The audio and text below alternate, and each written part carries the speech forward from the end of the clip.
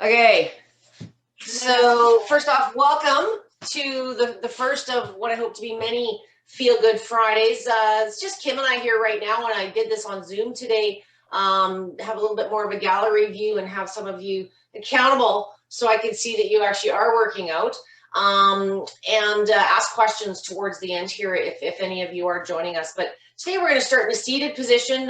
Kim can be my Vanna for the short term, and we're just going to go through some basic feel-good positions. Some of this you would have seen in other sessions. The latter part of it, I'm going to be getting down on the ground. So if mobility is poor or you're getting fatigued, as in any session we discuss, just sit back down in your chair and continue as a seated fashion so you continue to shake with us.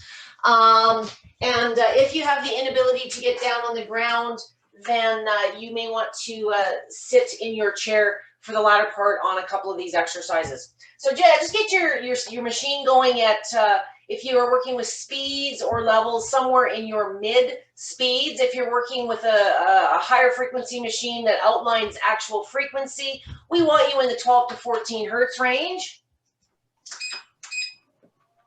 I'm going to keep mine slower so you can see what's shaking on camera, hopefully a little better.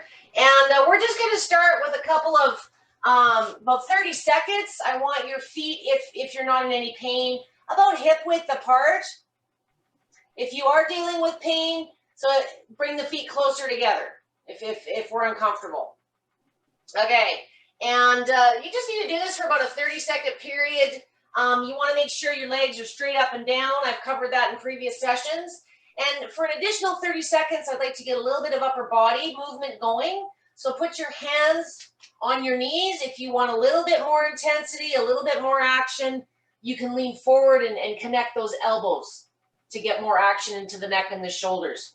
You want your head in a relaxed position. Don't let it hang and slump, but you don't need to resist and fight the stimulation. And as I said, we're just going to do this for about 30 seconds. For those of you that are unable to continue in a standing fashion, you may want to just do some leg lifts, continue with some calf raises, do some type of movement and fiddle around versus just sitting there. I'm going to move my stool out of the way, give you a different perspective here. And of course, guess what we're going to warm up with, my friend Kim? Those of you joining me in a standing fashion, I'm going to have you stand up. I think my head is a little bit cut off here.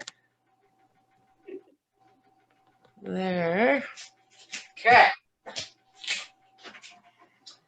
And we want the knees are slightly bent, and we're going to do some pelvic tilts. So we're just going to bring those hips forward, backward. I'm going to go for about 30 seconds to a minute. If you want a little bit more movement, I'm turning sideways just so you can see. You could do some circles. Just wiggle around that core, the torso area. Get things ready for the light squats. We're not focusing on fitness or fatigue today. We are just looking at getting rid of the week that is behind us and getting us primed for the weekend. Okay? So about 30 seconds on that. Now what we're going to do, I want you guys, we're going to progress to some slow squats. Now, working within your own range of motion. Okay? Very slow, very dynamic movements. If you're dealing with bad joints, you're just starting out in standing positions, just hold still and hold that for about 3, 4, and come up. And put your hands on your hips. If you want a little bit more balance. Sometimes holding the arms out in front of you is what you see commonly online. But if you are dealing, Kim, with neck tensions or shoulder, sometimes you're causing tension by holding those arms out in front of you. So up to you, okay? I use my arms out, they help. Sometimes you need it to counterbalance. Yes. So I'm bringing the stool back here. So for those of you that have handles, we're always, you can hang onto those handles for stability, but never for dear life. I don't want you going deeper than your range of motion allows just because you got something to hang on to. But a nice variation for our stool users, if you are able to stand for a little bit, okay, and you'll have to, the best way to turn around while the machine is in motion, put your heels right in the middle. of the machine, and you're not moving at all. Okay? And I'm just going to lean over. Call this a standing cat-cow if you like. My knees are slightly bent. You can shift forward, backward. This gives you something to hang on to. For those of you like Kim that are more stable, your position would look like this, where you're just kind of leaning over slightly to get that in the low back, depending on your range of motion. But for those that want a little stability, something to hang on to, you might want to try this alternative. Okay? Now, the other thing that we can use the stool for, I'm going to do a toe touch next. And I don't know if this is something Kim, who's joining me today, has done on camera. But a toe touch, it is about locking your legs. And once you sort of get to about a 90 degree, you can lock those legs just for a second. Allow your body to hang. And you'll feel a good stretch from the hamstrings and calves. If mobility is poor, you know, the stool gives you something to hang on to. And then just roll slowly back up and unlock those knees as you get standing again. You'll notice Kim sort of used her legs. Yes. That's fine. That's another way of doing it. What we don't want to do is any of this Jane Fonda crap they taught us in the 70s. There's no bouncing. No bouncing. Things like that. You just very slow, just let gravity hold you. And I like to hold this for about 3-4 seconds. There's a lot of circulation going on. So you don't want to touch your toes for a minute and stand up and not expect to be a little dizzy or have a bit of a headache, perhaps. So again, my last rep.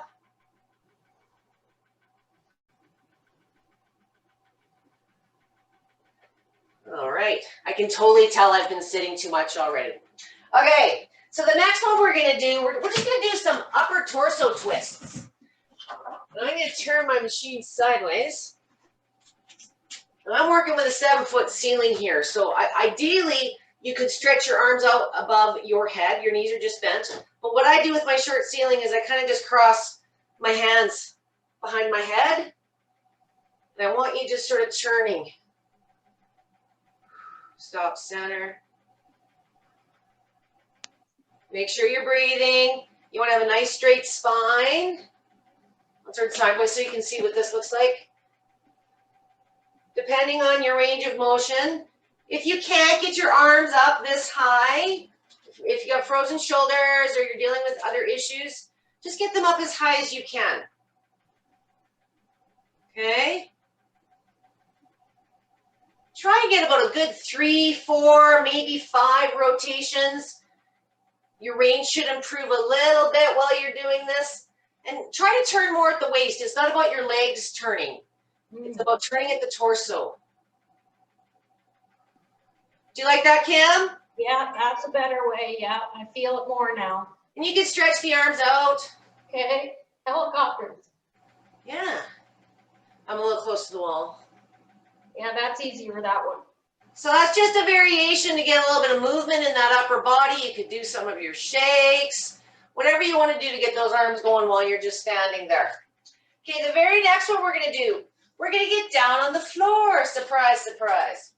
I'm going to turn the machine back so you can see what I'm doing here. Today I'm going to be using an exercise mat. This is a yoga mat that I've cut to fit my machines. I have a foam mat. Okay, I'm just going to make sure I'm not missing anyone here. No, I think we are good. Okay, so we did earlier a standing cat-cow, so where I was standing on the machine. I've shown many of you how to get into the upper body. So we're getting into, like I say, a basic cat-cow position. Like Kim, you might want to have your mat on the machine depending on your wrists. If you have issues with your wrist, you could just sit on the machine and sit on your hands as an alternative. I've done that in other sessions. But for those of you joining me today with this one, I want your knees supporting you. So you should be able to pull yourself away and save yourself. If you don't want your knees so far back that you can't, your arms are physically holding you up. So we're just on our knees. And all I want to make sure again is that your hand is in line with your shoulders. If your head is directly above your hands, you're getting the most head shake. So just push yourself forward till the shoulders are in line with the hands, and just do some rolls. 1, like you're touching those shoulder blades together. 2.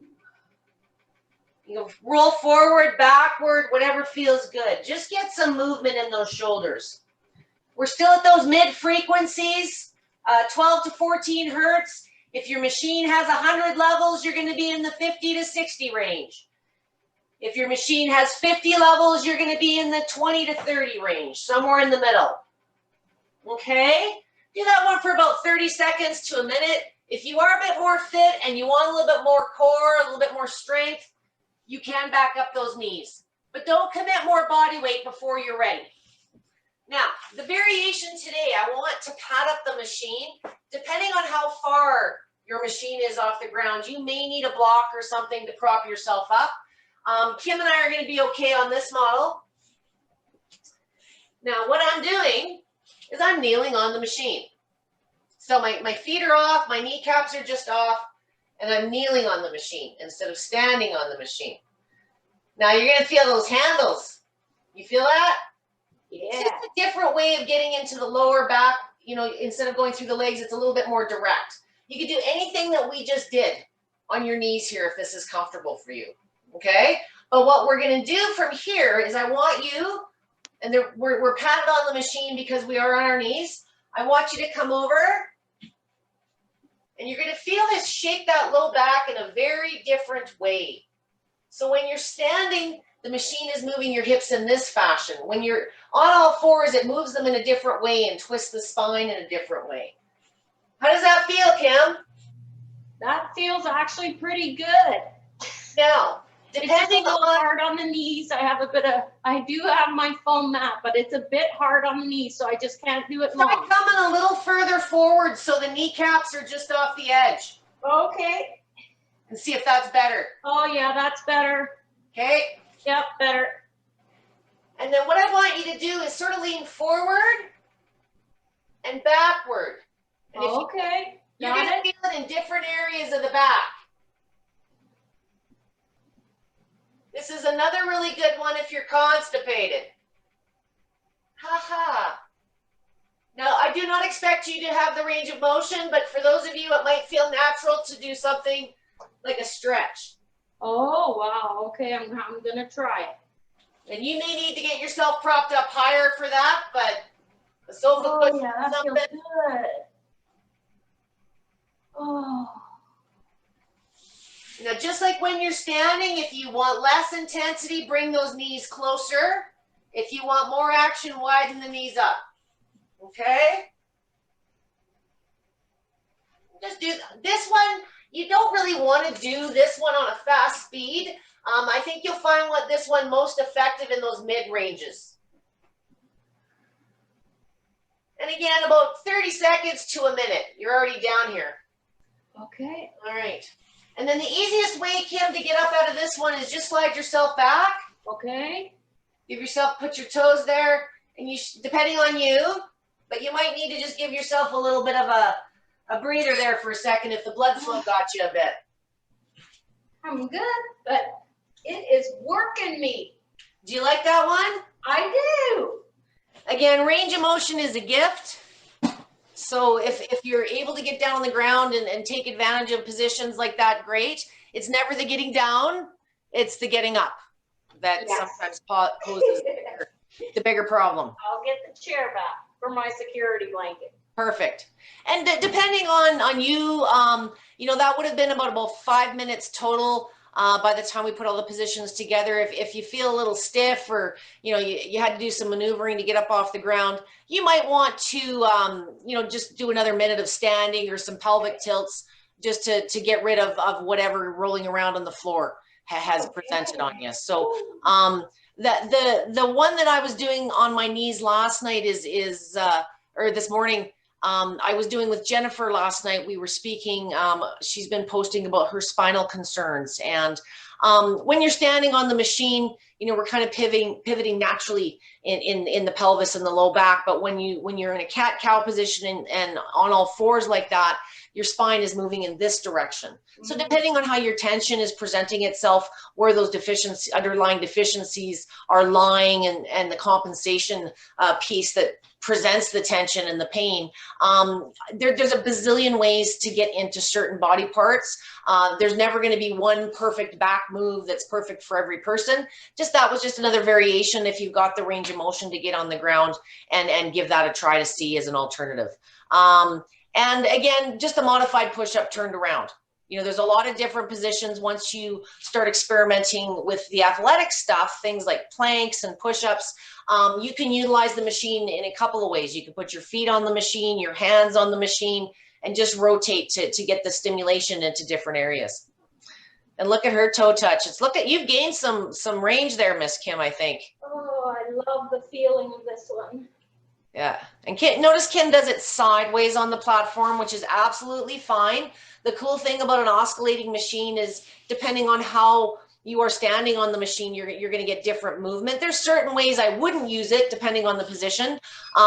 This one is really good if I'm dealing with vertigo or Parkinson's, depending on how dizzy, if they feel like we're spinning this way, or we have that sensation of falling forward. A lot of times standing sideways, transverse balance is I think what they refer to it as.